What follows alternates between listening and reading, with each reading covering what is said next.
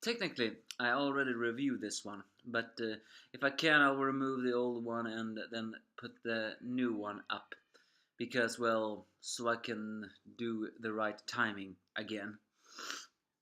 It's a re upload of Ducktales, woohoo! Episode 10, The Missing Links of Moonshire. Technically, again, I originally loaded up this episode before, but apparently it was not the next episode as I thought it was. It was actually episode 12 of this series, not episode 10 as I previously thought it was. Therefore, well, I have to correct maybe the upload. But that's a story for another day. And then again, you already know about the story, but in this story, we are taken to Scrooge and the Ducklings, as well as Webby and Launchpad, as they compete in a. Well, not they compete, as Glomgold and Scrooge compete in a golf game. Scrooge has won the last 35 years, I think they said, or was it 25 years? Well, either way, Scrooge is old as heck. We don't know how old, but it appears, if we go by the episode The Impossible Summit on Mount Everest, it may very well be that Scrooge is over 100 years old. And he's still pretty fit.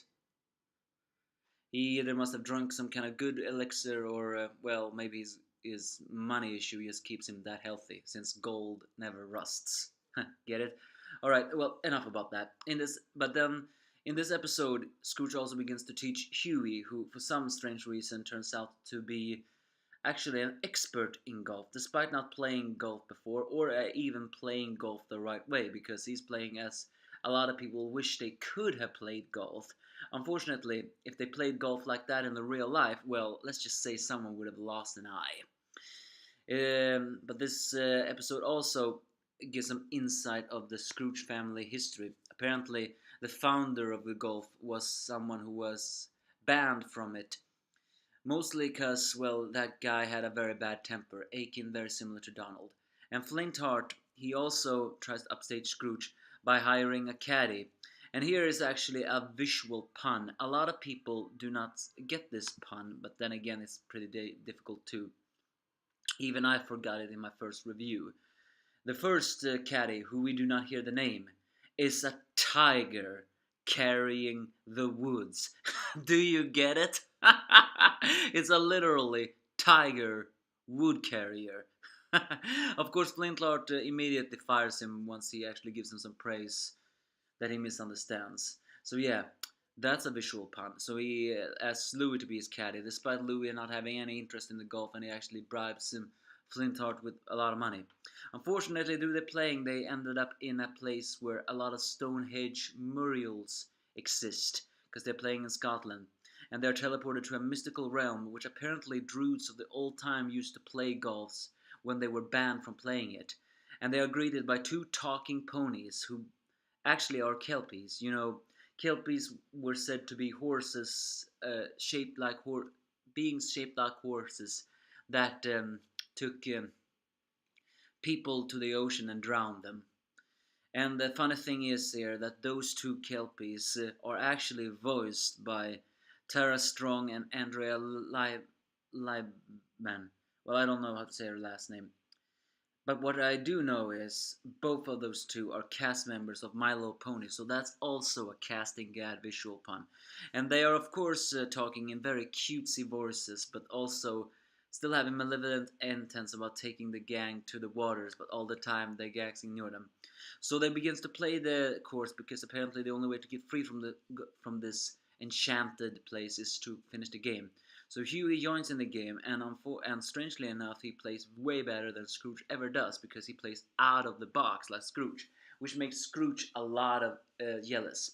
Also, a side note on this thing: a lot of the comedy comes from Huey, who together with Launchpad is doing golf commentary in a car that slowly gets broken down as more than they get into the realm.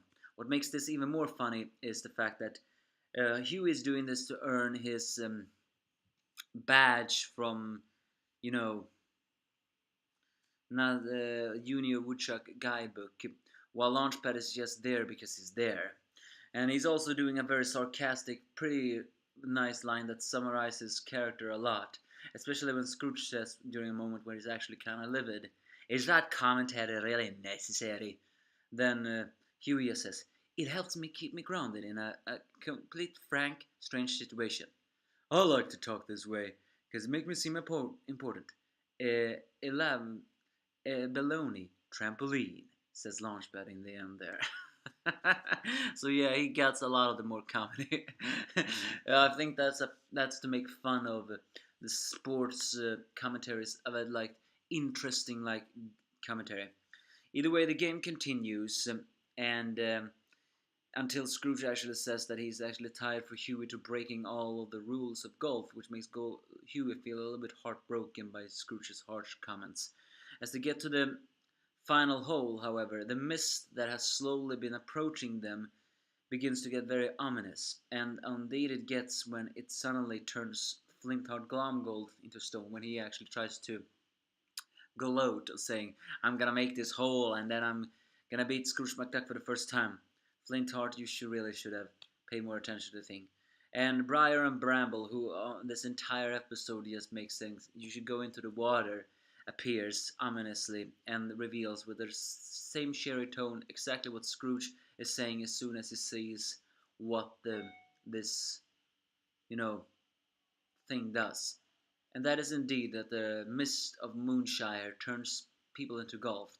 Because during the final hole, they are surrounded what they thought was statues. It's not statues, it was petrified former golfers who unfortunately got here but never finished the final hole. As Scrooge tries to make that final shot, unfortunately his shot has ended up in a strange position. As they all team up to reach that one, um, they all get petrified. But in the last moment, Scrooge gives it to Huey, saying only he and his unknown things can do it. And indeed, Huey takes the whole, frees them from the realm, and frees them from the petrification. And Briar and Bramble gives him a trophy that, of course, has a rush job because they didn't expect them to make it.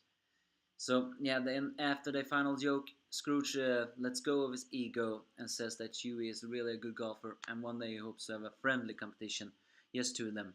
The episode ends with Launchpad saying something very interesting that he, of course, then later immediately breaks when he begins to chew on golf balls because he thought it was like that. That's basically this episode. Again, it wasn't really that much special. I mean, it was a fun episode, but it didn't really have that much character development. But it did show Scrooge a little more ego side, the side we haven't seen all the time. Although there have been a lot of episodes that shows that Scrooge is a very prideful person, this episode really did show it a lot more. He's also a guy who respects tradition and he do not like when someone smashes it. And the way Huey did was indeed very smashing in his eyes. So that's very good. And again, the visual tiger caddy, the best golfer in the world also. That that was clever. That was clever of you, Disney. Briar and Bramble, well, they were pretty weird villains, but they were fun nonetheless. So, yeah, you give me your thoughts if you have any.